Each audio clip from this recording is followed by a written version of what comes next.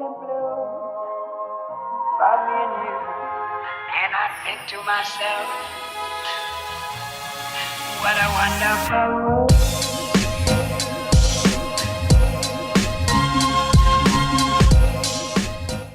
Halo semuanya, selamat datang kembali di Story Film.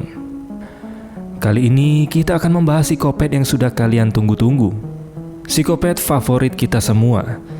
Siapa lagi kalau bukan Jason Tekeson-Keson yang berjudul Friday the 13th. Dan kali ini kita akan membahas Friday the 13th versi remake yang dirilis pada tahun 2009. Kenapa saya nggak ngebahas yang dari awal yang part 1 sampai part 9? Karena menurut saya film yang ini sudah cukup menggambarkan siapa Jason itu sebenarnya, dan ceritanya juga hampir sama dengan film awalnya. Sebelum masuk ke videonya, saya ingin memberitahukan sesuatu kepada kalian. Di analitik video saya menemukan masih banyak yang hanya menonton video di channel ini tanpa menekan tombol subscribe. Jika kalian berkenan, kalian bisa tekan dulu tombol subscribe sebelum kita lanjut ke videonya, biar kita cepat nembus 100.000 subscriber. Tapi yang berkenan aja ya, saya nggak maksa kok, nggak maksa. Apa kalian mau diseruduk banteng merah? Pasti nggak mau kan? Oke lah, kita langsung aja masuk ke alur ceritanya. Enjoy the video.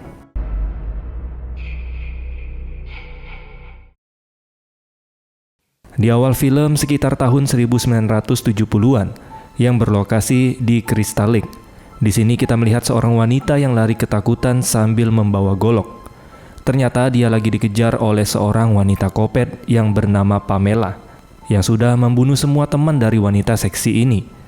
Dan yang tersisa hanyalah dia seorang. Di sini si wanita kopet juga berniat membunuhnya, karena ulah dari sekelompok anak muda ini telah membuat anaknya Pamela ini yang bernama Jason kecebur di danau dan mati tenggelam. Namun ketika wanita kopet ini akan membunuhnya, wanita seksi ini pun melawan dan berhasil menyerang wanita kopet itu duluan, menggunakan goloknya, sampai kepalanya putus. Lalu dia pun lari dari sana.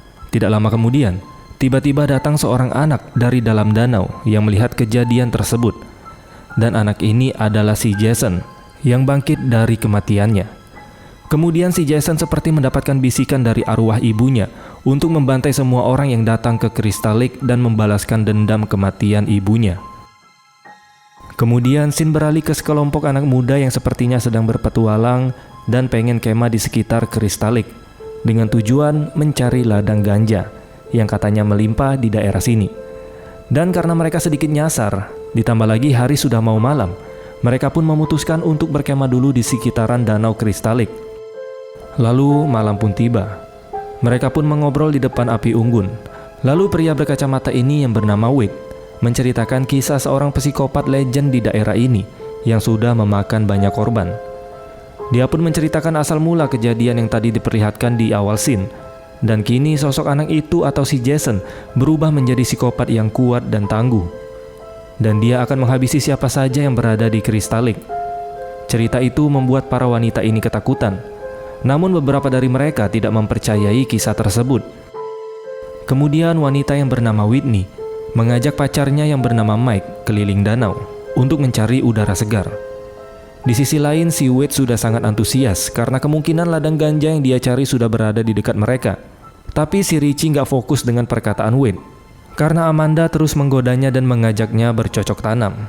Lalu si Wade pergi sebentar karena udah kebelet pipis. Ketika Wade pergi, Richie dan Amanda pun memulai aksi panas mereka di dalam tenda. Ketika Wade sedang buang air kecil, dia pun menyadari kalau di bawahnya adalah pohon ganja.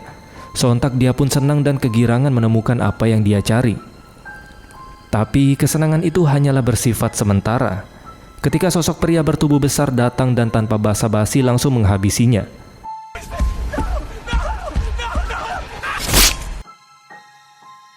Lalu kembali kepada Whitney dan Mike yang sedang keliling di sekitar danau. Di sana mereka menemukan sebuah rumah tua yang sudah tidak terawat. Lalu karena penasaran mereka pun masuk ke rumah itu.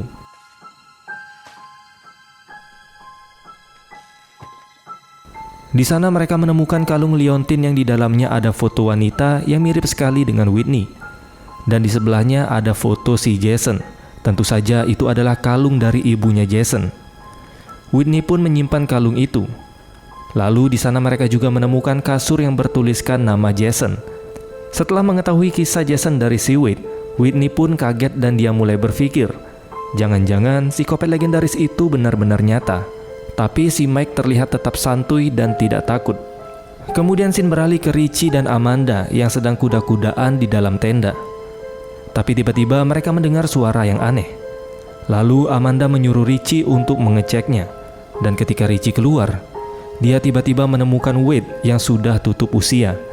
Dia pun kaget dan berlari ke tenda. Tapi sayang sekali, kakinya terkena jebakan beruang yang dibuat oleh Jason sampai hampir terputus.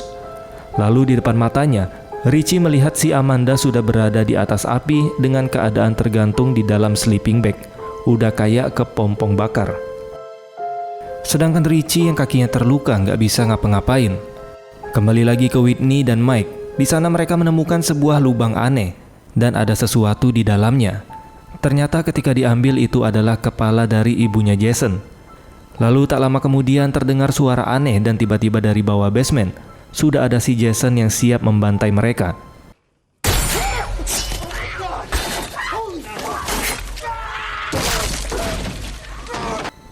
Lalu Mike diseret ke basement dan akhirnya dia juga meninggal dunia. Melihat Mike yang sudah jadi almarhum, si Whitney pun langsung kabur dan kembali ke perkemahan. Di sana dia melihat Amanda yang sudah menjadi kepompong bakar. Lalu si Richie yang kakinya masih di dalam jebakan, dia pun meminta tolong kepada Whitney agar kakinya dilepaskan. Dan ketika si Whitney berusaha menolongnya, tiba-tiba si Jason sudah ada di sana. Dan dia langsung mengelus kepala Richie menggunakan golok yang tajam. Lalu tinggal tersisa Whitney yang juga dihabisi oleh si Jason. Lah, kok semuanya tewas? Berarti filmnya udah selesai dong? Tentu saja belum, karena filmnya baru aja dimulai. Singkat cerita, 2 bulan kemudian, terlihat ada sekelompok anak muda yang akan berlibur ke sebuah villa temannya yang tidak jauh dari Crystal Lake. Mereka pun mampir dulu di minimarket dan beli bensin di Pertamini. Di sana mereka bertemu dengan seorang pria yang bernama Clay. Terlihat dia sedang menyebarkan poster orang hilang, dan ternyata itu adalah si Whitney. Dan Clay ini adalah kakaknya dari si Whitney. Selama 2 bulan ini, Clay terus mencari keberadaan Whitney. Dia sudah keliling-keliling bertanya ke warga sekitar bahkan ke polisi, tapi tetap saja tidak ada hasil. Singkat cerita, rombongan anak muda tadi sudah sampai di villa temannya dan bersiap untuk memulai pesta. Di sisi lain, Clay yang masih mencari keberadaan adiknya. Dia pun mampir di rumah seorang nenek dan bertanya tentang adiknya. Namun si nenek juga nggak tahu. Dan dia mengatakan mungkin si Whitney dan teman-temannya udah tewas, digaplok oleh sosok pria bertubuh besar di dekat Crystal Lake. Lalu Clay juga mampir ke tempat pengrajin kayu dan bertanya kepada pria yang bernama Donnie. Tapi si Donnie juga nggak tahu. Yang ada dia malah nawarin buat ngebeli ganjanya. Clay pun menolak dan langsung pergi dari sana. Kita kembali lagi kepada sekelompok anak muda ini.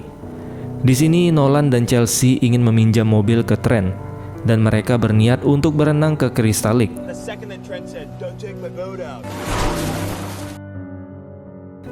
Lalu kemudian mereka kedatangan seorang tamu.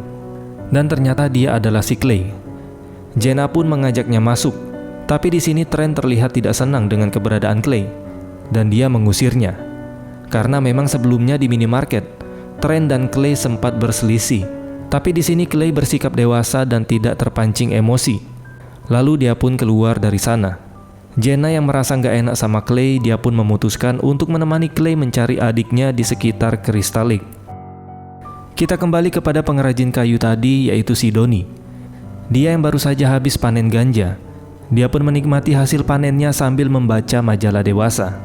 Lalu tiba-tiba terdengar suara aneh dari lantai atas.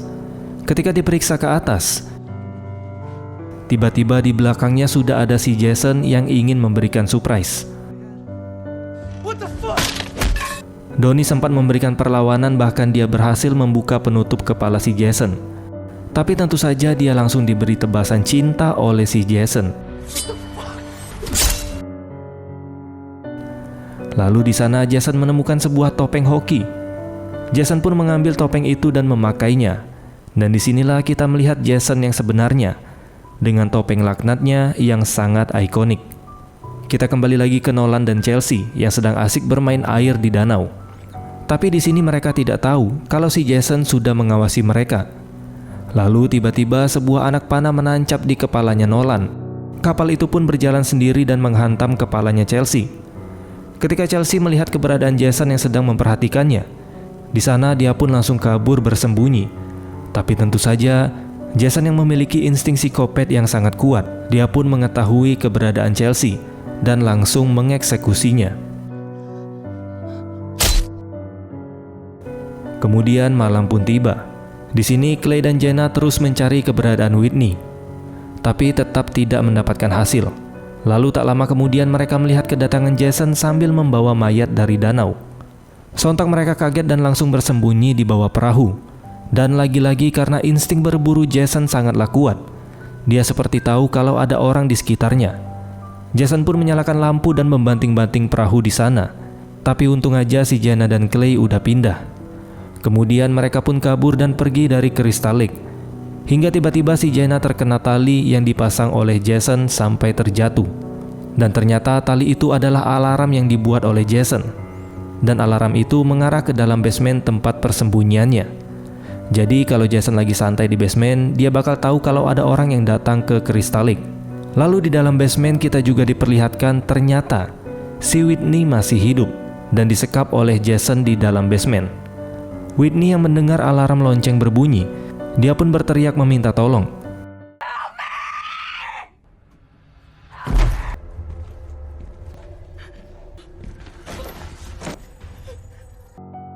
Lalu dia membuka tas yang dibawa oleh Jason. Dan di dalam tas itu, dia melihat poster dirinya. Dia tahu kalau si Clay atau kakaknya sedang mencarinya. Dan tiba-tiba si Jason datang. Tapi di sini Jason tidak berniat membunuh maupun menyakiti Whitney. Dikarenakan Whitney memakai liontin peninggalan ibunya Jason yang dia temukan sebelumnya di rumah Jason. Kembali ke dalam villa, di sana ternyata mereka sedang asik-asik berpesta sambil melihat Bree yang berjoget gemulai. Di sini Chewie nggak sengaja merusak kursi mahal punya kakeknya Trent, sampai membuat Trent sangat emosi. Kemudian Bree yang terlalu binal malah memujuk Trent yang emosi dengan cara mengajaknya ke kamar. Padahal si Bree tahu kalau Trent ini pacar temannya sendiri, yaitu si Jenna. Dan tentu saja Trent yang gak mau rugi, dia pun menerima ajakan Bree untuk ke kamar.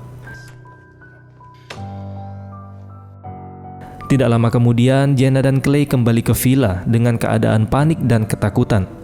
Mereka menceritakan semua yang mereka lihat dan berniat akan melaporkan kejadian itu kepada polisi. Lalu Jenna langsung menggedor kamar Trent yang di dalamnya tentu saja Trent lagi selingkuh sama si Bree. Dan ketika si Chewie sedang mencari alat perkakas di gudang untuk memperbaiki kursi yang dia rusakin tadi, tiba-tiba di sana sudah ada si Jason yang nggak tahu masuknya dari mana.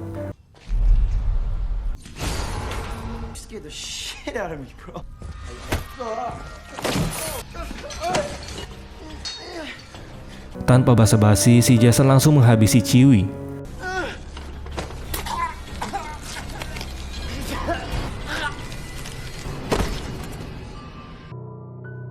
Di sisi lain, ketika si Trent udah puas dengan servisan Bree, dia pun kembali turun dan malah marah-marah karena si Clay masih berada di sana.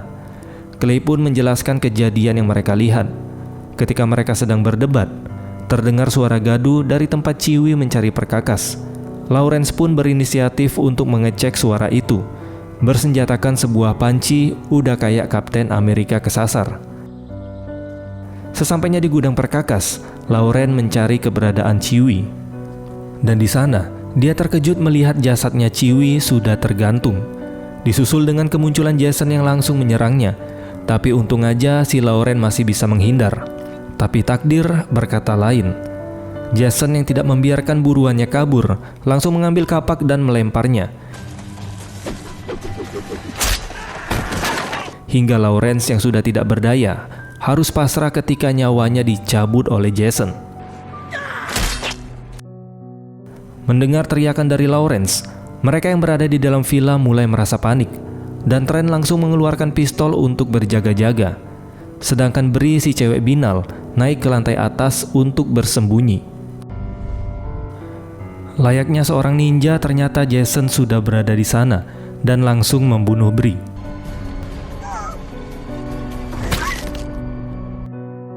Tidak lama kemudian polisi yang mendapat laporan dari mereka akhirnya datang ke sana.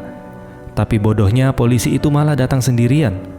Baru aja si polisi mengetuk pintu, Jason yang dari atas langsung menyucuk kepala polisi itu hingga tewas. Di sana tinggal tersisa 3 orang. Mereka yang sudah kebingungan memilih untuk kabur dari sana. Gak tahu tujuan dan arahnya kemana, yang penting kabur dulu lah. Jenna lari bersama Clay, sementara Trent lari sendirian ke dalam hutan. Trent yang terus berlari akhirnya bertemu dengan mobil yang lewat dan berniat memberinya tumpangan. Tapi tiba-tiba gak tahu pakai jurus apa si Jason ini sepertinya ada di mana-mana. Ditambah lagi dia bisa berpindah tempat dengan sangat cepat. Mungkin si Jason ini udah apal semua daerah di sana.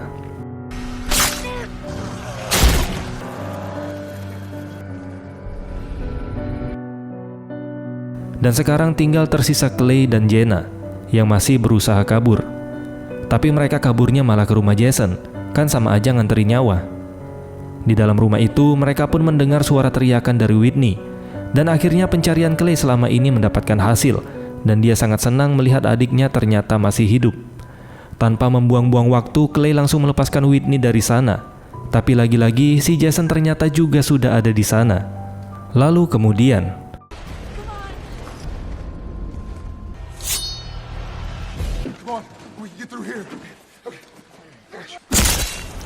Jenna harus merasakan cucukan dari goloknya Jason, hingga dia pun juga tewas. Melihat Jenna yang sudah tidak bisa ditolong, mereka pun meninggalkannya dan segera kabur dari sana. Dengan sekuat tenaga mereka terus menghindari Jason.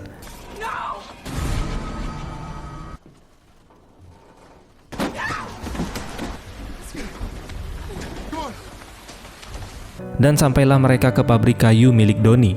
Tapi sepertinya percuma. Biarpun mereka terus berlari dan bersembunyi, si Jason tetap bisa menemukan mereka.